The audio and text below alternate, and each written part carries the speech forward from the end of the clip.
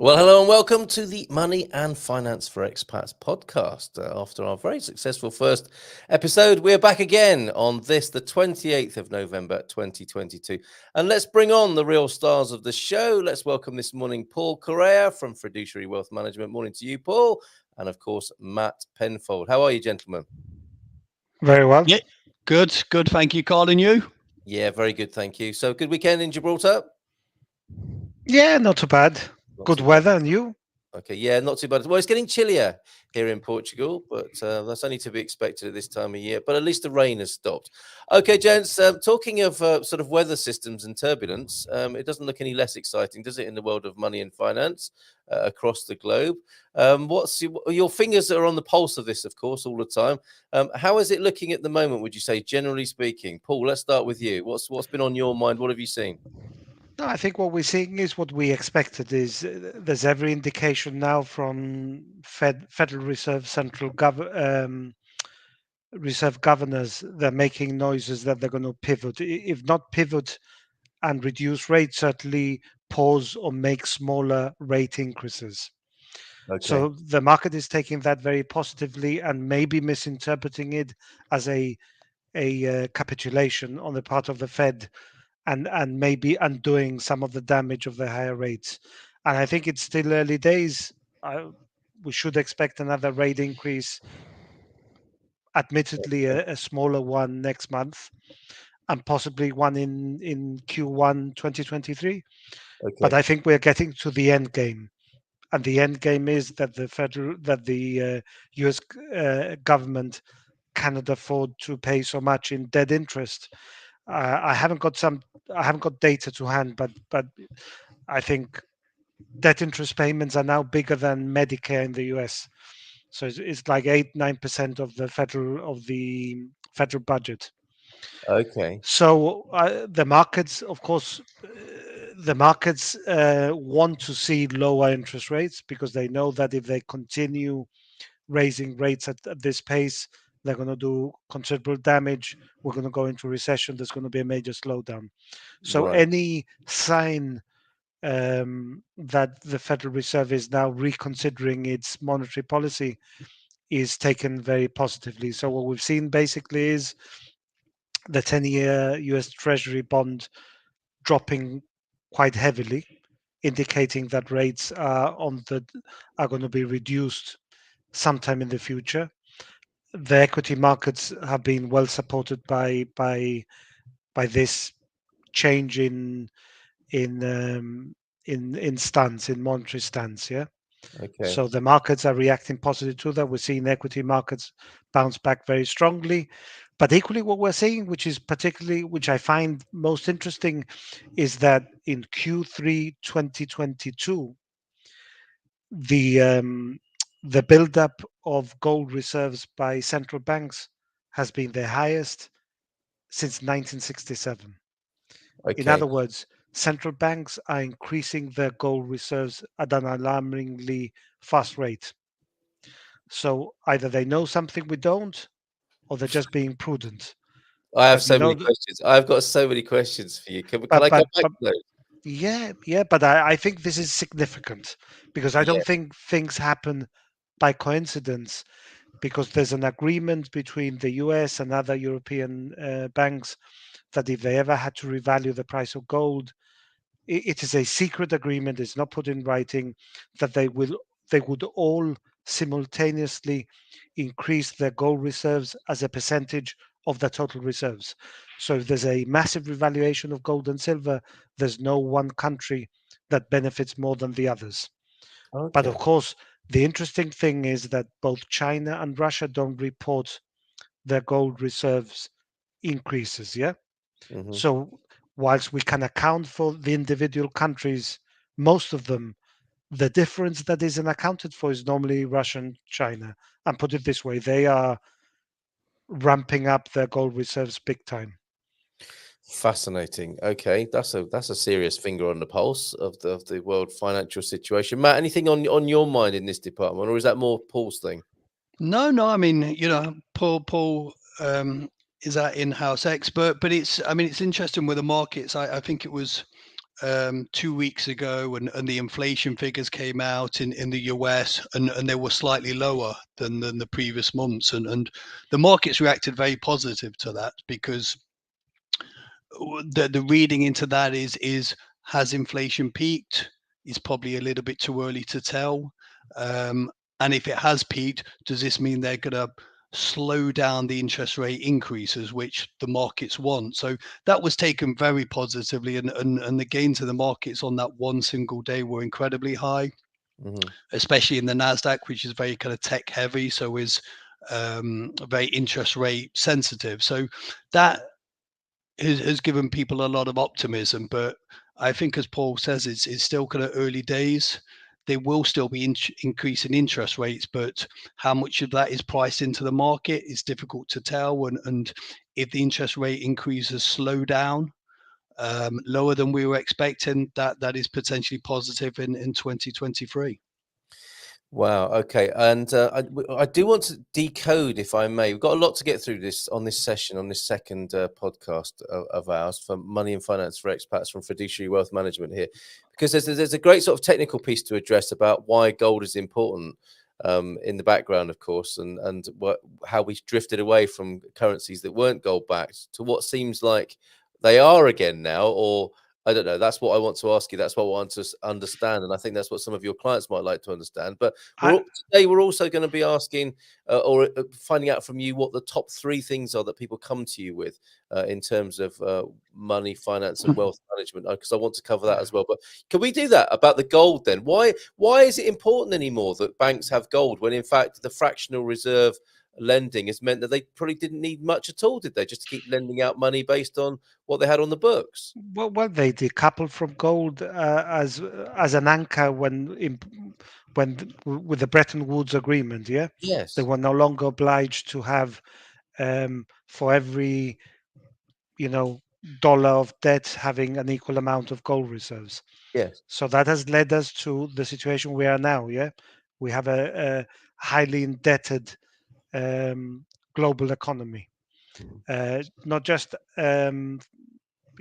developed countries as well as developing countries. I don't think we're go back to pre-Bretton Woods. I think the reality is that that's not going to happen. But if you look at China and Russia and that block of countries, they are seriously looking at the possibility of being, if not fully, but partially backed by gold and other precious metals and commodities. So they're definitely heading in that direction where they want to have greater monetary discipline, and they want to position themselves differently than from the liberal economies, yeah, that continue to borrow to the hilt without having any sufficient gold reserves. But I think what's of note and interesting is this massive build-up in Q3 of gold reserves. Okay. And I don't think it's a blip. I don't think it can be ignored, because I generally believe there's some reasoning for that. There's a reasoning, and I think the reasoning is that they want to increase their holdings because the end game is, I think that they're going to push rates higher. Yes. And they're going to see how much they can test the waters. At one point, they will pivot. But the question is whether it will break the markets. If it will break the markets, the price of gold and silver initially will crash together with all other assets, whether they're crypto, equities, bonds, everything will come crashing down. The only thing is that gold and silver, precious metals, tend to bounce back super quickly as soon as central banks reverse monetary policy and decide to re-stimulate the economy. Yes. Then gold and silver will just shoot up. It'll be a short, massive upsurge in price. So they must be doing it because they want to take advantage of any revaluation of the price of gold. Otherwise, why would they be stacking up their gold reserves at this phenomenal pace just in one quarter? So it'd be interesting to see if there's any other evidence that this is a massive trend that we're seeing, and that we'll see in the next quarter. We see central banks increasing their gold reserves even more. Am, I- And am, I, then, am I right in thinking, Paul, that previously they would have had gold reserves for the client's benefit, but it sounds like they're doing it for their own benefit now? This is a survival matter rather than a security matter. no, they've always had, well, in years gone by, 50 years ago, whatever, they Yeah. used to have massive reserves of gold, and then they've diversified into other asset classes. But Yes. I think that there is a sudden and sharp reversal Okay. in central bank policy and of building now their gold reserves suggests to me that something has changed. Yeah. Yes. And what has changed? Really, nothing has changed. Yeah. The only thing that has changed is that they might be anticipating a stock market correction, the Okay. economy drifting into recession, Yes. and gold prices surging much higher because it's almost counterintuitive. You Yes. expect gold prices to go up when inflation is going up, but actually, gold also responds and can respond just as strongly to a deflationary cycle. Yeah, the market is broken, the economy is broken. We now have to put rates down. We have to do some quantitative easing again to re-stimulate a slowing down economy. And Mhm. gold responds as positively as it does in an inflationary environment. In fact, during this inflationary environment, we've seen gold hold its value, but not outperform. Right? We might yet see it if the economy goes into recession and people start dumping their assets, financial assets. Okay, right. And before we move on to the top three questions that expats ask about their money, the typical, the ones that are most asked by your clients, basically. If I could dwell on this for a moment, you're talking about the end game, and that's pretty dramatic. What sort of timescale? I know it's crystal ball territory, but what sort of timescale are you talking about, and what does that actually mean? What end game of what? Well, the end game that we have a Printing situation money. where central banks, governments have high debt burdens, and it's all well and good to be heavily indebted when you're not paying any interest on that debt. Yeah. When you start increasing rates, there's a cost to servicing the debt, and we're going in this cycle. We are seeing government debt increasing, interest rates increasing, quantitative tightening, all the things you do um, to slow down an economy. So they're taking measures to slow down an economy with heavy debt and include. I mean, that will only lead to one thing, a recession of some kind, Yes. and that's why I say the end game, because there has to be some form of reset Yes. And eventually in 2023. Because if we go into recession again, having with governments having injected so much liquidity into the market to prevent a collapse of the global economy during the lockdowns. So they took every conceivable step. Yeah, they raised rates, they reduced rates to zero. They yeah. did massive quantitative easing. They took massive measures to make sure that there was no recession during these 2 years of lockdowns. Yeah.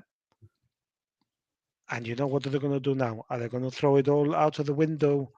Which arguably they did too much during COVID, yeah, more than that was required. Because Okay. reducing rates to zero, I can understand. A bit of quantitative easing, I can understand, but they could have reversed the quantitative easing much sooner. In other words, take liquidity from the system much earlier, yeah. But So what they another did, way of looking at this is that we've been delaying the inevitable, and the end game is the inevitable. the end game is that if they continue raising rates at this pace, Yeah. and we know that interest rate increases take time to work itself through an economic system. Yes. What you do today doesn't show up tomorrow. Yeah. There's a lag. The lag could be 6 to 9 months, Uh-huh. because firms take investment decisions based on an event that happens 9 months earlier, right? So there's Yeah. another rate increase in the US of 1 percentage point that might force companies, when I say the US, it could be anywhere. They might delay their capital expenditure programs. They might lay off staff. They might go into cost savings. All those measures reduce money from the system, yeah? Yeah. And inevitably that slows down. But it's not going to happen because say the Bank of England raised rates today. It doesn't mean that tomorrow suddenly we go into recession, right?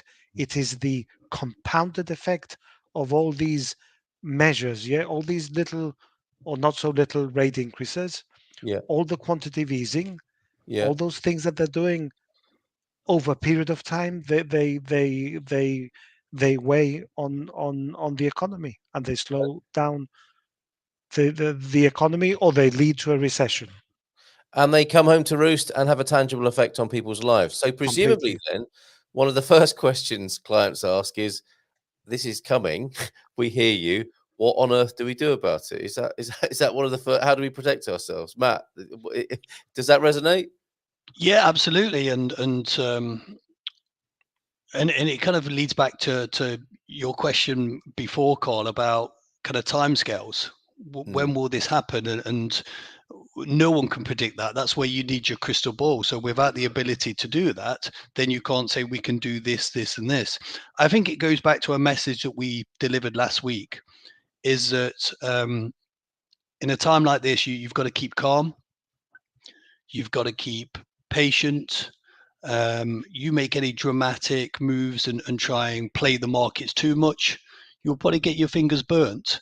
It's difficult to time the markets in that sense, and if anybody's out there panicking because of this, then maybe they shouldn't have been invested in the first place. But you've got to look at your whole investment horizon. We're not short-term traders. We're not looking to invest people in short periods of time.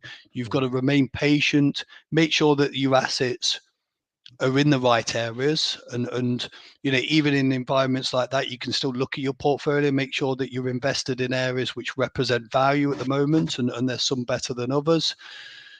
But it is a level of not panicking, which I understand is difficult when we're delivering this message, but we want to be honest with people as well. Mm-hmm. Totally get it. Thank you very much for that. So what else are people coming to you with? It's not just about having a portfolio that is recession proof. It's obviously about managing tax liability and that sort of thing. Is that a key question from people?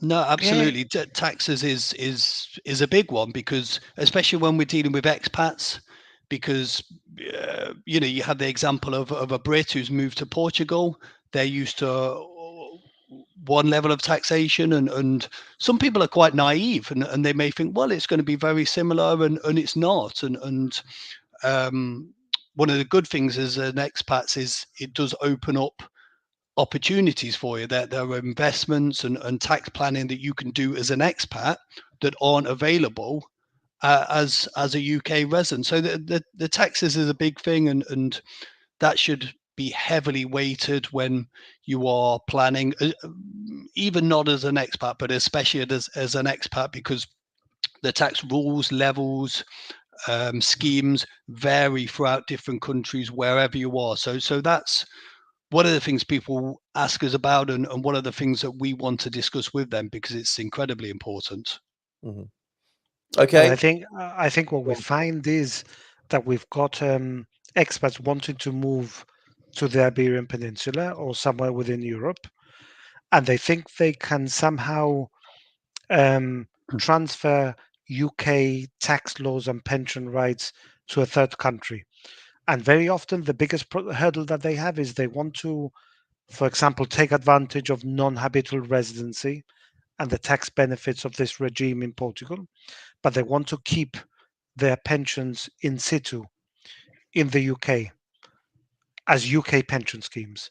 Mm-hmm. They don't understand that they need to transfer their pensions so that they are tax efficient, or to maximize tax efficiency in the new country of residence and all the benefits that flow from that. And part of the issue we find is that I think clients become very attached to their UK financial advisors.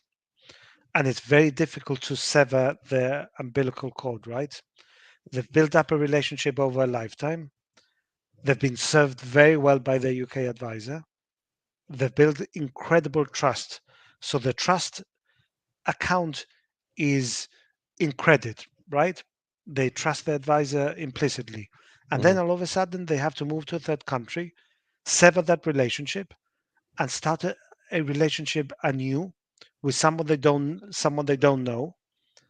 And of course it's a big step to take, right? But they cannot keep their pensions in the UK, or well, they can, but then they don't maximize the tax benefits. So we find that to be from time to time an issue.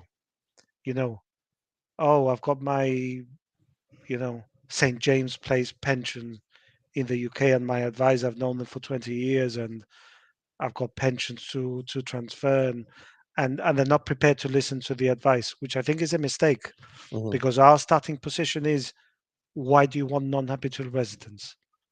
If you want to somehow keep all your assets in the UK and pretend, that you are tax resident in the UK. UK pensions are there for UK tax residents. And even though you can keep them, doesn't mean you can't. It doesn't always make sense to keep your UK pension when you move to a third country on a permanent basis. Okay, there's a couple of things I want to ask you about that. How then to create trust quickly, which is probably something you've had to do with people, and do you help people with the specifics of moving country? Because I've seen this on your website. I mean, you're basically guides to helping people to move to more tax efficient regimes, aren't you, or countries of residence? Do you hand those two things then, Paul and Matt? How is trust created quickly when you, as you describe it, somebody's been dealing with the same financial advisor for decades, and then suddenly making a shift, thinking, I want to move. How do they gain and earn trust very quickly, or how do you do that? And do you help people with the specifics of moving country to gain this to more tax efficiency? I think it's an art, because I think you need to show knowledge and experience. Yes. You need to add value early on in the process. You need to show that you are trustworthy and that you have the client's best interests at heart. You need to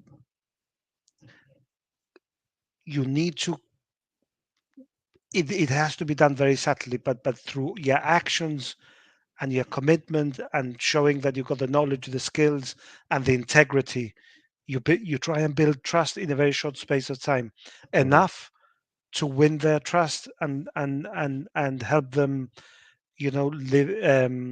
restructure their assets to make them more tax efficient in their new country of residence. So we are guides. We hold their hand through the entire process to make it as smooth and seamless as we possibly can. But building trust, each client is different. It's different because they have different mentality. Some are more cagey than others. Some are more trusting, but equally you want to treat them with the same respect and show, sometimes when they're too trusting, I don't know whether Matt has the same experience. I tend to repeat myself more and say, do you want to slow down, because they are almost too trusting. And whilst we have full confidence in our abilities and we know we are trustworthy, it's almost, okay, look, slow down. Let's take it step by step. And then you've got the ones that you're giving considerable value and they're dragging their heels because they can't make the decision, either because they procrastinate or because there's a trust issue. And it's difficult. I think it's every client is different. And but it's an interesting point you raise, Carl, because Matt can tell you that it's a mixed bag. Yeah. And it's people can begin that process with you, right? Make the call and start that relationship. Sorry, Matt. No, I was just and you're right. I think that with trust you can't force it. It has to happen naturally, and that's built up via the conversations, and you're effectively creating a bond with our clients, and I think, or I like to think that we come across in a certain way, and we always say we're financial advisors. We're not salespeople. So we're not speaking to people and saying, we're going to do this for you. No, we're here to listen to them. Okay, what do they want? What are they looking to achieve? What are their aims and the goals? And how can we make that happen for them? So we're trying to work together with people. And I think if you've got the same common goal and you listen to someone and go kind of hand in hand, then it helps to build up that trust. And we try and engage with people very early. So we talk about the relocation process. We want to talk to people before they move, because there's a lot of planning that goes involved before you move. And there's a lot of things we can do that if you approach us after you moved, then maybe you've missed that opportunity. So I think because we try and engage with people quite early in the process as well, that helps us build up that trust element as well. Can you tell me a bit more about? Sorry, go on. God gave us 2 ears and 1 mouth for a reason. Yes. But just to add on to what Matt said, we try to think beyond the transaction that they have in mind. We look at it from very different angles, and angles that maybe the client didn't quite expect, because we want to give that holistic advice. So we're also thinking about their legacy and who they want to pass it on. We're also factoring in if they're into a second marriage and both partners have children from a prior marriage. Okay. And what happens if one of them dies? Because there's all kinds of, there's issues that, or there's problems that may arise from a second marriage. Okay, and these are things you've seen before because of the wealth of clients you've dealt with. For many years of experience. So when we build the structures, we build that into account. What happens if you die, if the scheme member dies and the spouse gets the pension? Yes. And then when she passes on, does she pass the residual value of the pension to her children, or to the husband's children, or to both of them equally? And you can build some protection into the schemes, so the trustees are obliged to treat after the husband and wife have passed away, the residual value goes to all the children and not to some of them. So there's it's you have to sit down and understand, get under the skin and understand their story, their journey, and what they want to accomplish. And very often they don't even know what they want to achieve other than reduce tax. But we are always thinking more widely. And they don't have the same perspective of you've got. It's a bit like my dad used to say to me, I know what it's like to be young, but you don't know what it's like to be old. In that same way, you've seen other clients go through this with your wealth of experience in a way that they won't have seen for themselves. And that's I'd like to reiterate the point you made there, Matt, about how, as well, in if they haven't moved before, they may leave certain decisions thinking that it might be okay to make decisions after they've moved, rather than taking a bigger, longer, a broader picture view, and having a chat with you early on pre-move, because there can be some key decisions to be made that could be financially advantageous or disadvantageous depending on the timing, right? Absolutely. And one thing in life, we all learn from our mistakes. We all make mistakes, that happens, and we can all learn from it. The beauty is we've seen people make those mistakes, all different sort of mistakes. So the people that we engage with now can actually learn from other people's mistakes, because we've seen it. We see what happens. We know how to kind of navigate that. So you're getting a bit of a kind of head start, because someone relocating as an expat, there's a lot of things to consider. And it's not about kind of telling people, answering the questions that they ask us. No, it's for us, it's giving those the answers that you don't even know you need that question. It's adding that sort of value. Okay, brilliant.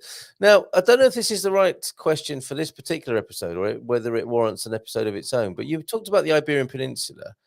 We've not really spoken specifically about the advantage of the Iberian Peninsula and moving to this part of the world. You help, I think you help people, assist people with moves to Gibraltar for strategically and advantageous reasons.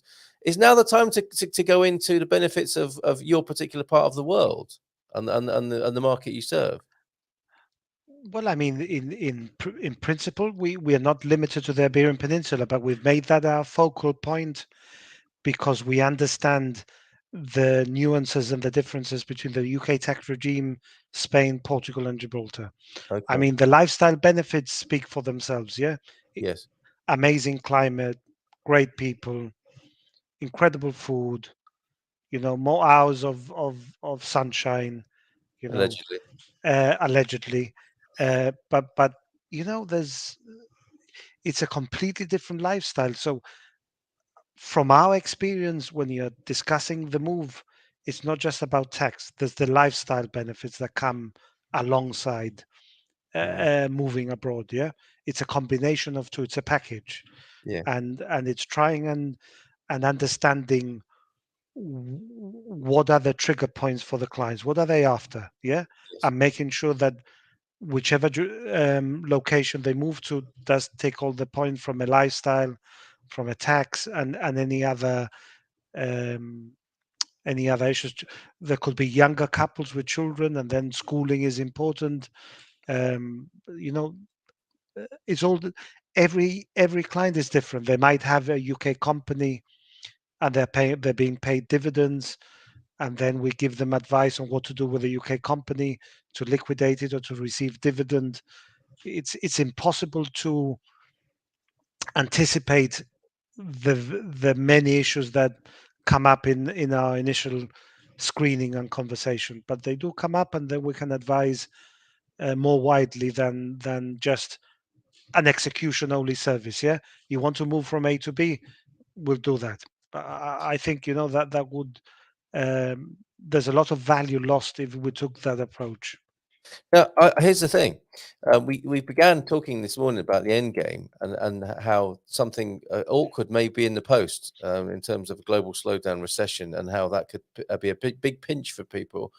Is it too late? I mean, if somebody watching this, Brits, for example, thinking, "Okay, I'm up for this," the move to a more advantageous tax regime for sure, and getting some of the wealth management advice that fiduciary could help me with. Is it too late now? Are we too close to the end game to be thinking about this? Should they No, sit tight or should they have a chat with you? they should have a chat with us. I mean, we provide a second opinion service. It's Yeah. completely free. They can send their portfolio valuations across or give us a brief of their background, and Hmm. we are happy to give them an initial second opinion for free. I Yes. mean, it won't be written, but we will absorb the information and then come back to them and discuss it with them. And it's there's no cost involved.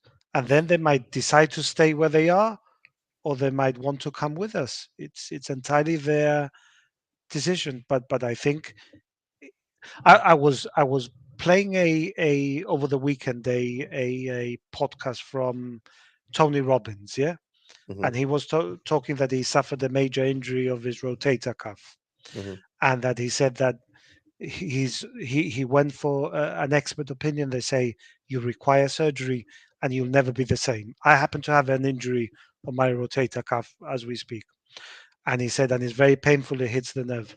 He said that he went for a second opinion because statistically, or if you look at it, if you go for a second opinion, 88% of the time, the second opinion differs from the first. And then you've got two options. And in his particular case, it was stem cells was the second opinion he had.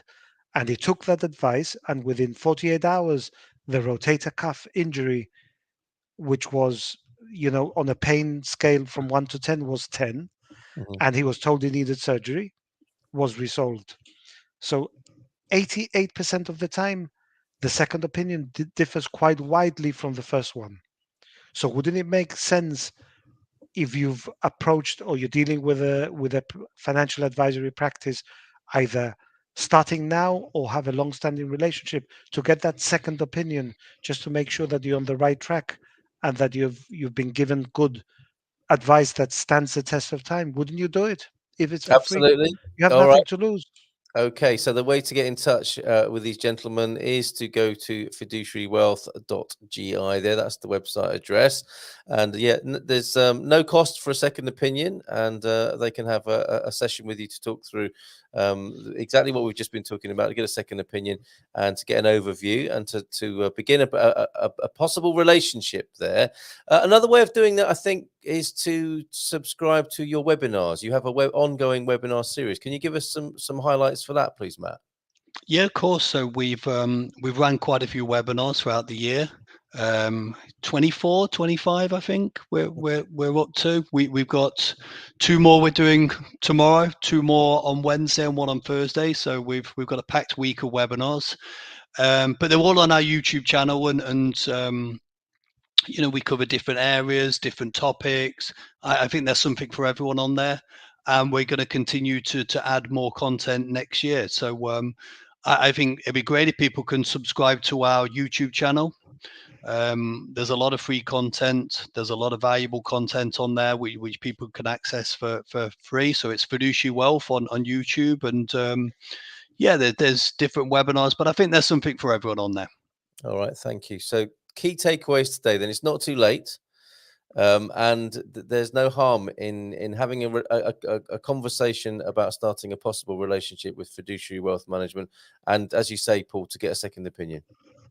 I just have one little point to make at the very end, if you allow me, Carl. Sure. I think for individuals that are making the move from the UK to a third country, I think when they engage with an IFA, I think the first question they should ask, and they should get it in writing, in letterheaded, is the IFA salaried, or is he on commission only? Because once he's on commission only, his ability to provide unbiased advice is compromised. Okay. Completely compromised. Right. Because then it becomes, it's all about closing the sale, right? And then secondly, how much are they paid in commissions? That should be a disclosure that everyone makes. And if they're paid a massive commission, then the client is paying that commission. So you should really ask those critical questions at the beginning, and you should have it in writing, not in an email, in letterhead, signed by 2 directors of the company.